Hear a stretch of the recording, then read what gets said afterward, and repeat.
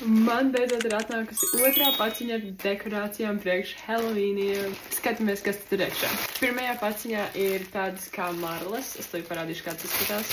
Šitāda te. Es viņu vienkārši domāju karināt pie griestiem, pie sienām. Visur, kur. Man kopā laikam ir 8 šādas. Tad ir sveces. Katrā iepakojumā ir 6 sveces. Šādas te garās. Šādas te svecītes, tā gaismiņa arī raustās, ļoti smuki izskatās. Kopā man ir šādas 12. Es pieņemu, ka šeit ir svečturis. Te ir svečturi un viņi man ir kaut kā jāsaskrūvē.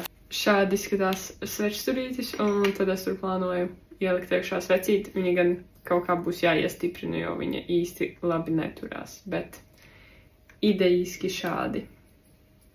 Nice. Tad ir iepakojums vēl ar melnu marlīti, tādu pašu, kā es sākumā rādīju to balto.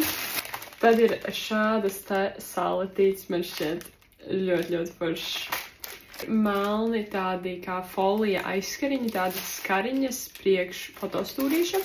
Man šis šķiet tik uber-duper mīlīgi, bet tik forši izskatās.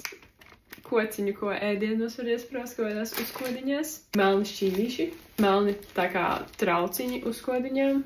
Šādi te sikspārnīši 48 ir vienā iepakojumā.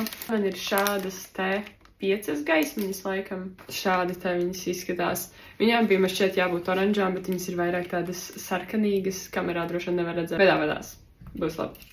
Es saprotu, ka man būs jānopērk ļoti daudz bateriju, jo vienā svecē ir 2 mazās baterijas un tajās gaismiņās katrā vajag 3. Tā kā tas laikam ir viss, bet, kad to visu saliks kopā, man šķiet izskatīsies vienkārši episki.